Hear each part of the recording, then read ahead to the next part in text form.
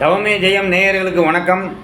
கீதை வசனம்: அனைத்தையும் விட்டுவிட்டு நீ என்னிடம் சரண் புகுவாய், உன் யோக சமத்தை நான் பார்த்துக்கொள்வேன். அதுபோல இந்த நான் என்ற உடலை விட்டு பிரம்மத்திடம் சரண் புகுந்தாலே அனைத்து ஜாதக தீய பலன்கள் உன்னை அண்டாது. பருந்தின் நடமாட்டத்தில் காகம் வராது, பாம்பின் நடமாட்டத்தில் தவளை எலி வராது, சிங்கத்தின் கண்டால் மான் ஓடிவிடும், தாய் தந்தையிடம் இருந்தால் பயம் ஓடிவிடும், போலீஸை கண்டால் திருடன் ஓடிவிடுவான். அதுபோல பிரம்மத்திடம் இருந்தால் பிறவி பிணி ஓடிவிடும். மாணிக்க வாசகர் கூறுகிறார்: மாயப் பிறப்பறுக்கும் மண்ணடி போற்றி, பிறப்பை அறுக்கும் வழி எது என்று பார். ஜாதகத்தை பார்த்து கொண்டு இருக்காதே. இது உன் உடல் அல்ல ஜாதகம் பார்க்க. இறைவனை நாவால் கூறுவதற்கு நீ 100,000 ஜென்மம் மரம் செடி கொடி புளி விலங்காய் கல் மண்ணாய் என்று பல பிறப்புகளை எடுத்து வந்திருக்கிறாய். மரம் ராமா என்று கூறுமா? மரம் ராமா என்று கூறுமா? காகம் ராமா என்று கூறுமா? கல் ராமா என்று கூறுமா? அவைகளால் கூற முடியாது. ஏன்? அந்த அவயங்கள் அந்த பிறப்புக்கு அளிக்கப்படவில்லை. 100,000 பிறப்புகள் எடுத்த பிறகுதான் உனக்கு பேசும் நாக்கு அளிக்கப்பட்டுள்ளது. இனியும் உடல் போய்விட்டால் பேசும் நாக்கு கிடைக்காது. அதனால் வாய் உள்ள போதே அவன் நாமம் பேசியும் பாடியும் அவனை நினைத்து பக்தியால் முக்திக்கு வழிகாண்பாய். வீணாய் மற்றதை பேசி காலத்தை கடத்தாதே. நீ மற்ற விஷயங்கள் எத்தனை கோடி பேசினாலும் அது வீணே. பெற்ற பிள்ளைகளே தாய் தந்தை உறவு வேண்டாம் என்று நினைக்கிறார்கள். பெற்றவர்கள் பிள்ளைகளின் பேச்சால் அவர்கள் உறவு வேண்டாம் என்று கூறும் இக்கலியுகத்தில் எப்படி மற்ற உறவுகள் இணக்கமாக இருக்க முடியும்? கலியுகத்தில் தண்டனைதான் இதுவோ?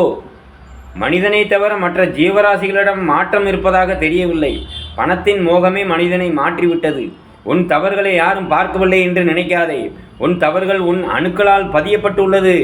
இதற்கும் அணுக்களுக்கும் வேறு, பதியப்படும் அணுக்கள் வேறு. இறக்கும் அணுக்கள் வேறு, பதியப்படும் அணுக்கள் வேறு. பதியப்படும் ஒவ்வொரு அணுக்களுக்கும் நீ ஒவ்வொரு பிறப்பெடுத்து அதை அணிவிக்க நேரிடும். சூரியகாந்தி பூ எப்படி சூரியனை திசை நோக்கி நகர்ந்து கொண்டு போகுமோ அதுபோல ஒளி உடல் பிரம்மத்தை நோக்கி நகர்ந்து கொண்டு போகும். அதோடு உறவாட கலந்து விட. உடல் பிச்சை எடுப்பதில்லை, மனம்தான் பிச்சை எடுக்கிறது. உடலால் பேதமில்லை, மனதால் தான் பேதம் உண்டு.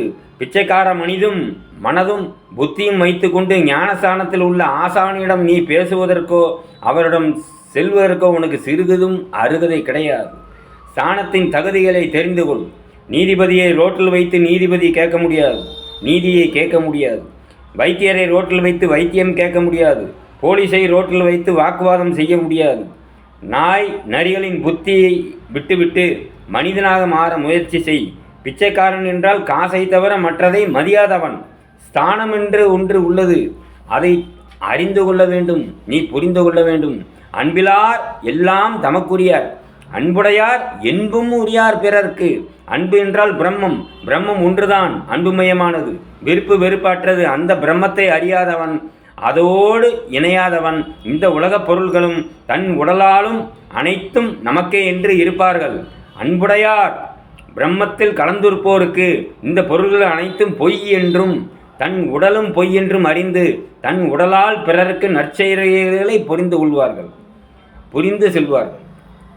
தசீதி முனிவர் தன் முதுகெலும்பை அரக்கனை அழிக்க இந்திரனுக்கு கொடுத்தார். இந்திரன் அதை வஜ்ராயுதத்தால் பணயம் வைத்து அதை பயன்படுத்தினார். அரக்கனை அழித்தார். தவம் வலிமை மிகுந்தது.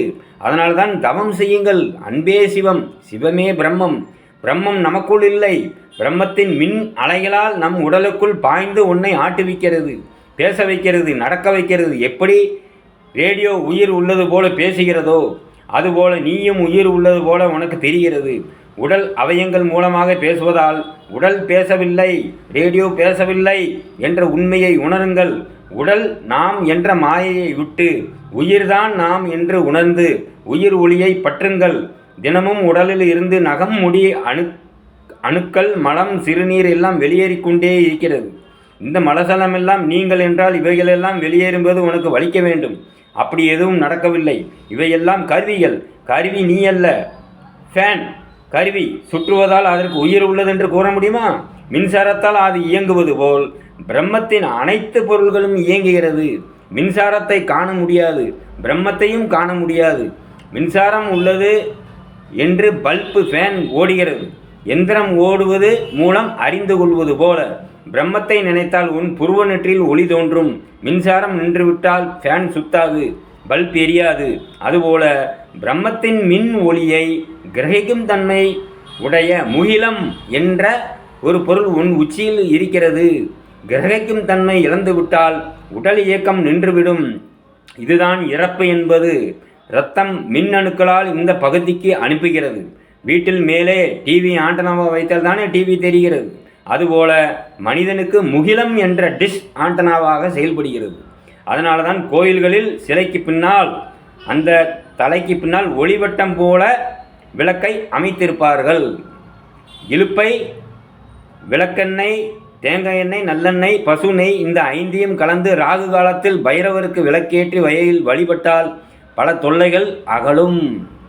இதயத்திலிருந்து நம் நாமம் நின்னாமம் உரைப்போருக்கு முன்வினை பயனாக பழி செய்யாதே.